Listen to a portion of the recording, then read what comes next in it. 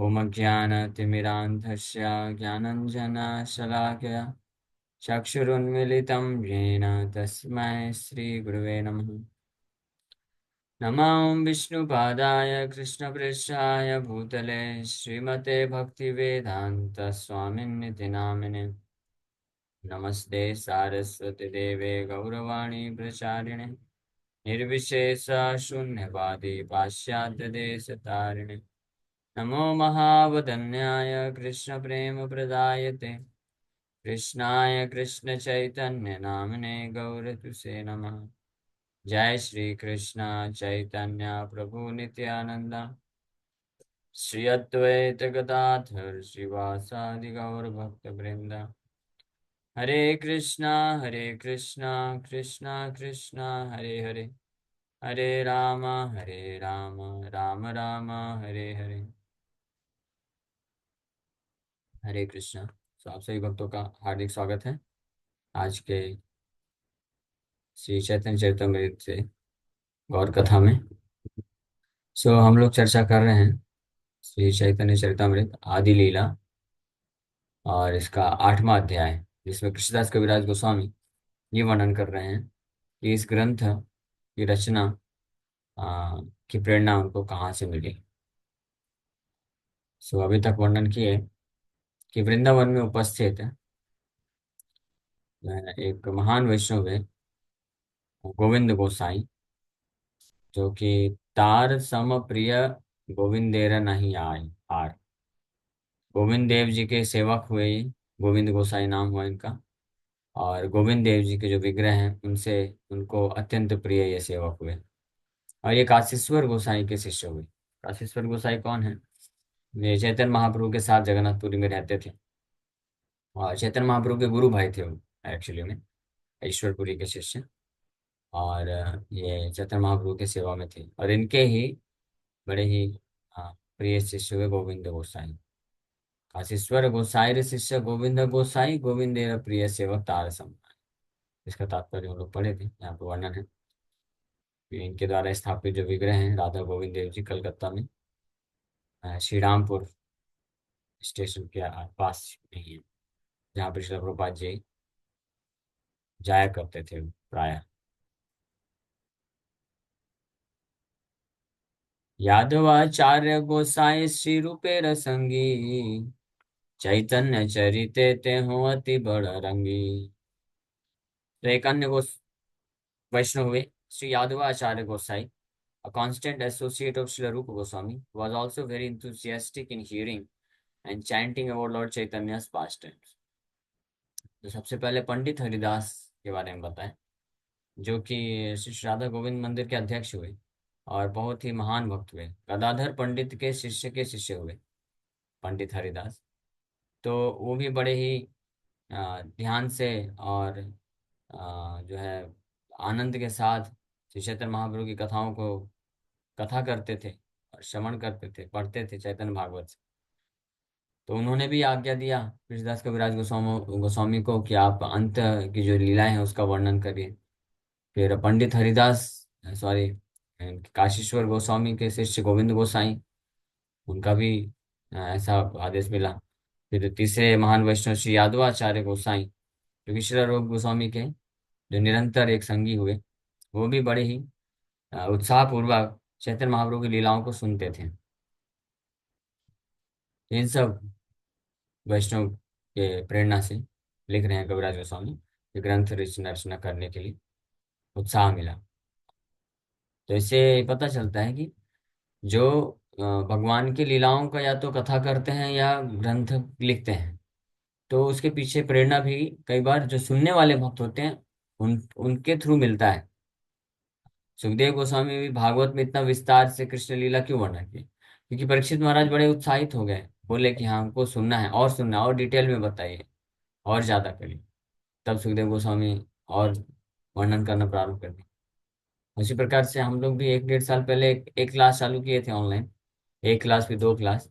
लेकिन भक्तों के प्रेरणा से भक्त लोग, आप सब जो क्लासेस अटेंड कर रहे हैं, सब अच्छे भक्त हैं, शुद्ध हृदय के, भगवान की कथा सुनने में आपको रुचि है, इसलिए आप लोग का आदेश प्राप्त करके फिर धीरे धीरे हम लोग कथा बढ़ाते गए। और 8 क्लासेस हो गए।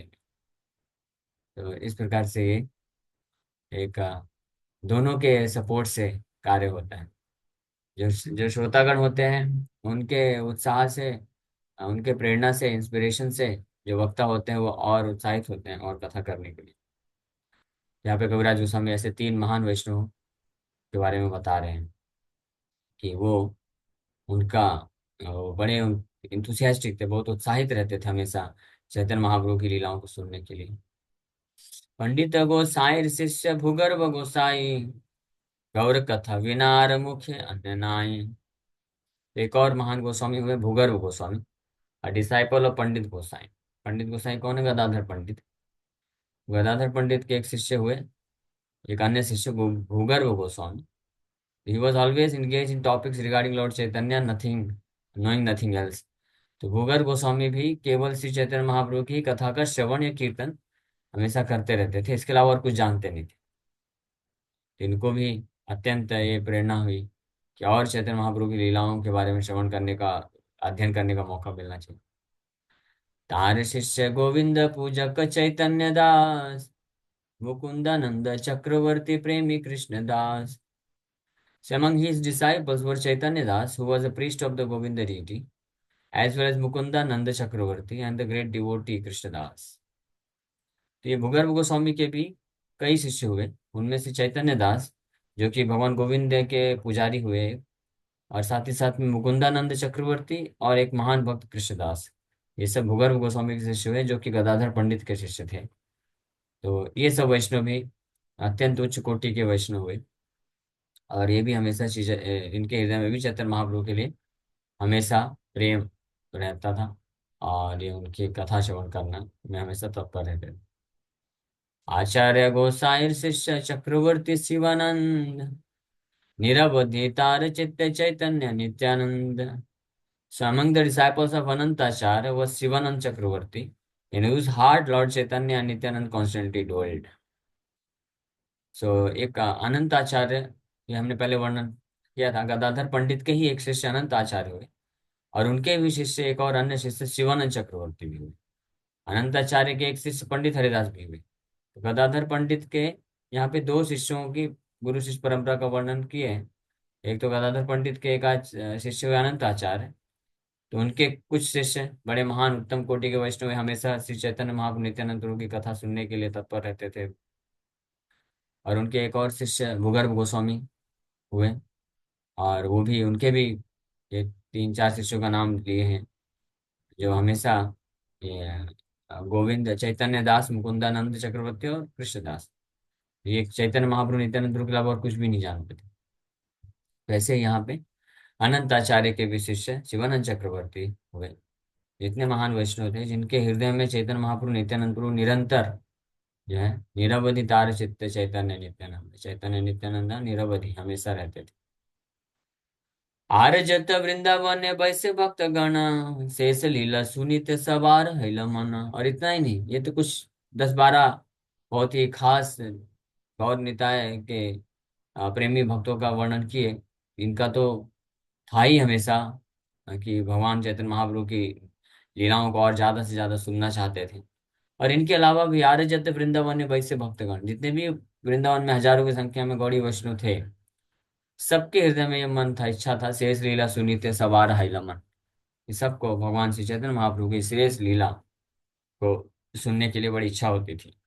ऑलरेडी लीला सुनते थे, चैतन्य भागवत से कई महान वैष्णव जो है चैतन्य महाप्रभु की लीलाओं को वर्णन करते थे, जैसे पंडित हरिदास हुए, वो वर्णन करते थे। लेकिन फिर भी और इच्छा बढ़ती थी कि चैतन्य भागवत में तो आदि खंड मध्य खंड, यानी भगवान की पांडित प्रकाश लीला और ईश्वरपुरी से दीक्षा लेने के उपरांत नवद्वीप में जब गृहस्थ आश्रम में थे तो जो संकीर्तन आंदोलन किए, उन लीलाओं को तो बड़े विस्तार से वर्णन किया गया है।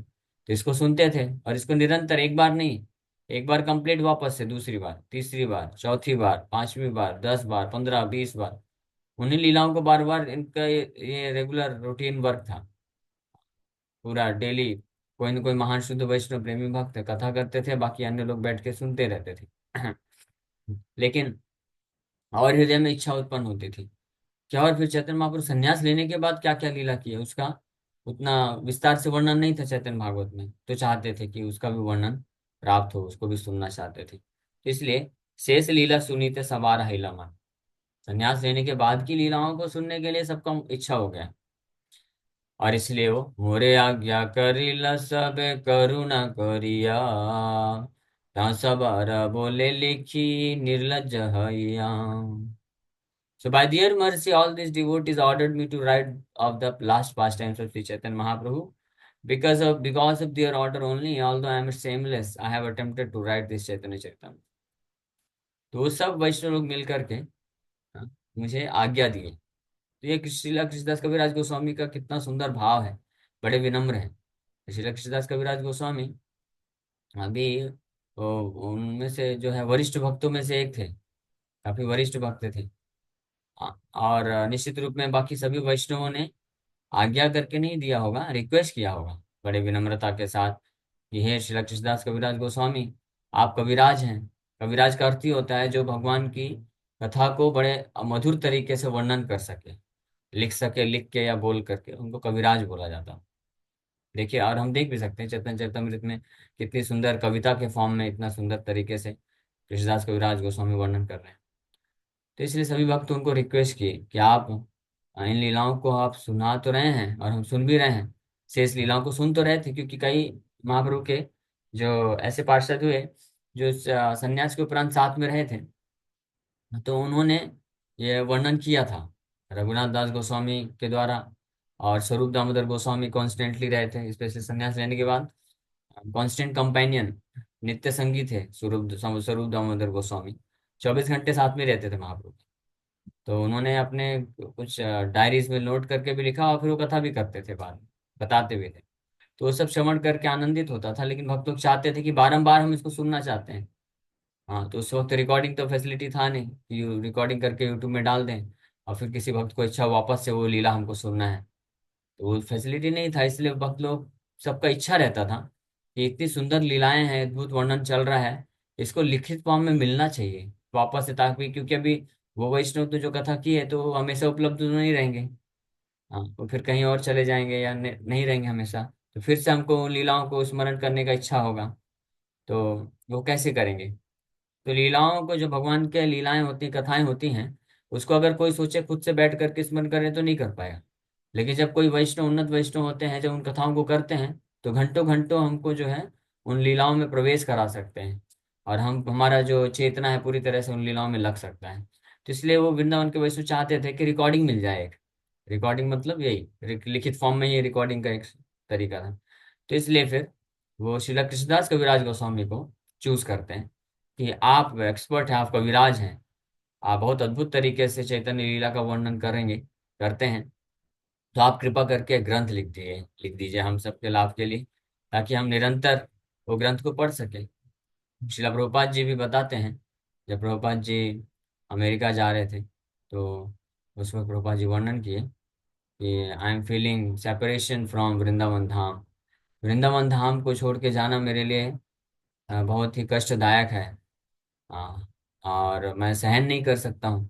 लेकिन the only solace I get, that is by reading Chaitanya Charitamrita. ये चैतन्य चरितमृत ग्रंथ को पढ़ने से मुझे कुछ कुछ सांत्वना मिलती है कि यस, मैं वृंदावन में ही हूँ, वृंदावन धाम मेरे साथ है। हाँ, तो ये चैतन्य चरित इतना अद्भुत ग्रंथ है, तो प्रभुपाद जी बारंबार पढ़ते थे। हाँ, एक ही उसी तरह से शिला भक्ति ठाकुर भी, उनका भी ये चैतन्य चरितमृत, चैतन्य भागवत ग्रंथ बहुत फेवरेट था, इसको बारंबार पढ़ते थे। ऐसे कई वैष्णव हैं जो भगवान की लीलाओं को एक बार नहीं, 10 बार नहीं, 50 बार नहीं, 100 100 बार भी पढ़ते हैं। चैतन्य महाप्रभु खुद ध्रुव महाराज और प्रहलाद महाराज के जो चरित्र है, उनका मोस्ट फेवरेट पासेंस होता था भागवतम में। तो उन लीलाओं को अपने भक्तों को बोलते थे, वंस मोर, वंस मोर, एक बार और सुनाओ, एक बार और सुनाओ, और बोलो। तो 100 100 बार सुनते रहते थे महाप्रभु ध्रुव महाराज, प्रहलाद महाराज के कथा को। सो ये भक्तों का हमेशा भाव रहता है कि बारंबार भगवान की लीलाओं को श्रवण करने का मौका मिले, पढ़ने का मौका मिले। तो इसलिए वो सब मिलके रिक्वेस्ट कर रहे हैं श्री कृष्णदास कविराज गोस्वामी। नहीं, कृष्णदास कविराज गोस्वामी उन वैष्णवों का ये जो रिक्वेस्ट था उसको अपनी आज्ञा के रूप में लेते हैं। ये वैष्णव ने मुझे आज्ञा दिया है। तो अब हालांकि मैं अयोग्य हूँ, मेरे में कोई योग्यता नहीं है, मुझे कुछ। और उस वक्त बहुत ही वृद्ध थे कृष्णदास कविराज गोस्वामी। आगे चल के आएगा, बताएंगे कि बोलते थे कि मैं आंख से मुझे अच्छे से दिखता नहीं है, कान से मैं सुन नहीं सकता हूँ, हाथ से मैं अच्छे से लिख नहीं सकता हूँ। तब लिखी ए बड़ा आश्चर्य, बोलते हैं, फिर भी मैं लिख रहा हूँ, ये बड़ा आश्चर्य है। मैं कैसे लिख रहा हूँ मुझे समझ में नहीं आ रहा है। ये तो फिर निश्चित रूप में मतलब वैष्णवों की कृपा है, वैष्णव ने आज्ञा दिया है इसलिए कर पा रहा हूँ। इस प्रकार से ये भाव प्रकट कर रहे हैं। पिता सवारे बोले लिखी निर्लज है या। तो हालांकि although I am seamless, I have no qualification, मेरी कोई योग्यता नहीं है चैतन्य महाप्रभु के बारे में लिखने के लिए, लेकिन फिर भी उन सब की आज्ञा के बल पे ही मैं ये कार्य निर्लज होकर के I am doing this. To write about the transcendental pastimes of the Supreme Personality of Godhead is not an ordinary endeavor. And similarly, we can say to speak about the transcendental pastimes of the Supreme Personality of Godhead is not an ordinary endeavor. Ordinary endeavor नहीं है ये साधारण कार्य नहीं है। हाँ, कोई व्यक्ति बहुत बड़ा स्कॉलर है, बहुत सारी अच्छी अच्छी कविताएं लिख सकता है, वर्णन कर सकता है, that does not mean he is qualified to write about the pastimes of the supreme personality of God, no. कोई व्यक्ति बहुत ही अच्छा ओरेटर हो सकता है, स्पीच दे सकता है, मोटिवेशनल टॉक दे सकता है, that does not mean he becomes qualified to speak on Bhagavad Gita and Bhagavatam, नहीं। रूपा जी भागवतम के पहले स्कंद में ही एक जगह वर्णन करते हैं, who is qualified to sit on the Vyasa asana. Vyasa आसन में बैठ करके भागवतम क्लास देने के लिए योग्य व्यक्ति कौन है, किसको देना चाहिए। और प्रभुपाद जी स्ट्रिक्ट नियम बना दिए थे इस्कॉन में, किसको भागवतम क्लास देने के लिए जो है अधिकार देना चाहिए। तो प्रभुपाद जी स्पष्ट लिखते हैं वहां पे, प्रभुपाद जी कहीं पे ये नहीं लिखे कि जो बहुत अच्छा बोल सकता है वो भागवतम देने के लिए क्वालिफाइड है, या जो बहुत सारे संस्कृत के श्लोक जानता है वो क्वालिफाइड है। ये सब कुछ नहीं लिखा। प्रभुपाद जी क्या लिखते हैं, one who strictly follows the four regulatory principles and chants Hare Krishna Mahamantra and who has sincere desire to serve Krishna। जो बड़ी सख्ती से चार नियमों का पालन करता है, जो हरे कृष्ण महामंत्र जप करता है, और जो जिसके हृदय में सिंसियर डिजायर है, हाँ, कपटता नहीं है, निष्कपट भाव से कृष्ण का सेवा करना चाहता है, वो डिवोटी जो है क्वालिफाइड है टू सिट ऑन द व्यास, वो भगवान के बारे में वर्णन करने के लिए योग्य है। अब भले ही वो गूंगा ही क्यों ना हो, अगर कोई गूंगा भक्त है मतलब बोल नहीं सकता है, लेकिन चार नियम अच्छे से पालन कर रहा है, हरे कृष्ण नाम जप करता है, और भगवान का सेवा करने का तीव्र इच्छा है उसके हृदय में, तो उसको व्यास आसन में बैठा सकते हैं भागवत कथा करने के लिए, और बहुत अच्छी कथा करेगा वो। और जो लोग ध्यान से सुनेंगे, जो बाहरी दृष्टिकोण से प्रभावित लोग हैं, वो लोग तो फिल्टर हो जाएंगे, लेकिन जिनको सच में कृष्ण प्रेम चाहिए वो लोग बैठ के सुनेंगे और उस भक्त के माध्यम से कृष्ण भक्ति को प्राप्त करेंगे। आप बोलेंगे वो भक्त तो बोल नहीं पाता है, नहीं, बोल पाता है, बोलेगा। जब व्यास आसन में बैठेगा तो बोलेगा।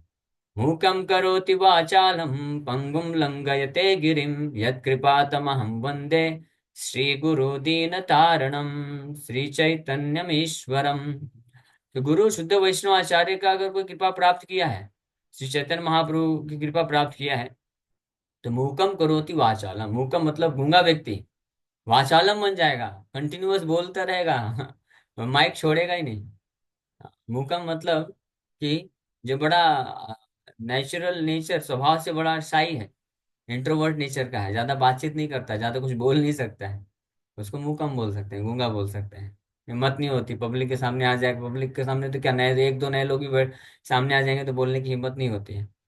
लेकिन थोड़ी भी सिंसियर डिजायर होती है तो गुरु कृष्ण की कृपा से वो घंटों प्रवचन दे सकता है। ये हमने प्रैक्टिकल एक्सपीरियंस किया है, अरे अपने खुद के जीवन में भी, और कई वैष्णव को हम जानते हैं। हम खुद अपने इस पूरे स्कूल लाइफ में, कॉलेज में, कभी बोलने में बहुत हेजिटेशन होता था, बोलते नहीं थे ज्यादा। हालांकि क्लासेस में टॉप आ जाते थे, मार्क्स अच्छे होते थे, लेकिन प्रेजेंटेशन वगैरह में बहुत डर लगता था, और किसी से किसी के पास भी जाकर बात करना हेजिटेशन होता था। लेकिन इस्कॉन में जुड़े, प्रभुपाद जी की कृपा से, गुरु प्रभुपाद और गौर निताई की कृपा से, हाँ, देखिए कि अब सब हम बोल सकते हैं, कोई इससे हेजिटेशन नहीं होता। हजारों लोग भी स्टेडियम पूरा, कोई ऐसे स्टेज में भी खड़ा कर दीजिए, हजारों लोग हैं, कोई टेंशन नहीं, बोल सकते हैं। वर्णन, कृष्ण की कथा का वर्णन किया जा सकता है कैसे? तो अपनी योग्यता पे नहीं, गुरु और कृष्ण वैष्णवों की कृपा से ये संभव है।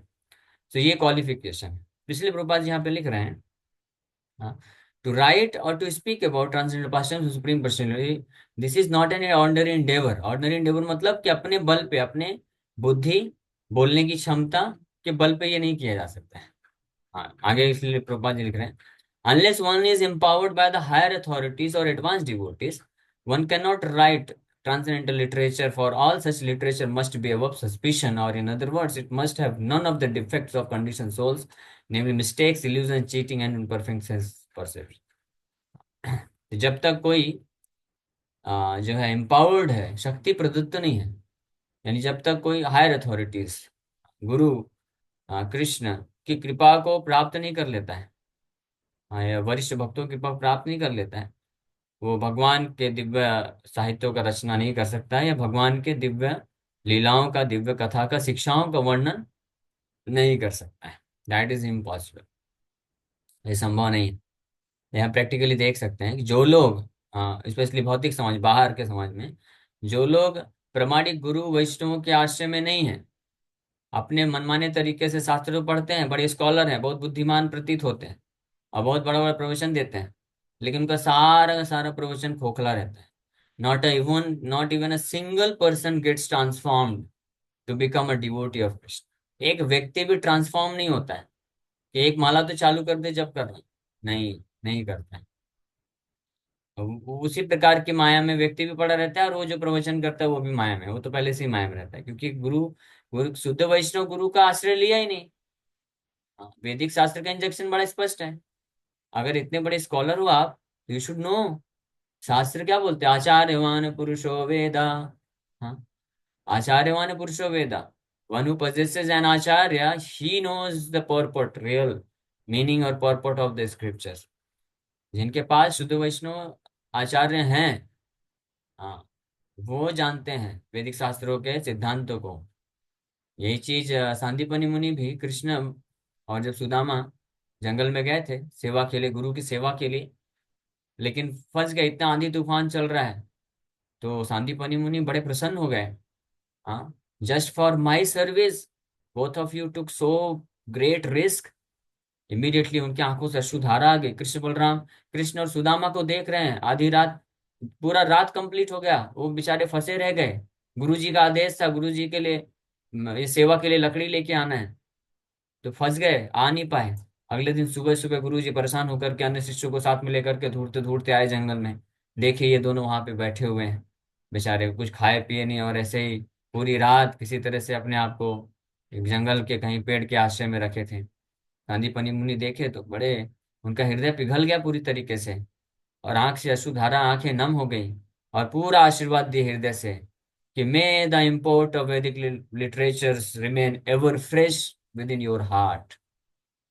That is knowledge transformation, transference. हाँ, कि समस्त वैदिक शास्त्रों का जो इम्पोर्ट है, यानी निष्कर्ष है, कंक्लूजन है, ज्ञान है, आपके हृदय में हमेशा फ्रेश बना रहे। You never lose, you never forget the वैदिक नॉलेज। ये होता है गुरु वैष्णव की कृपा।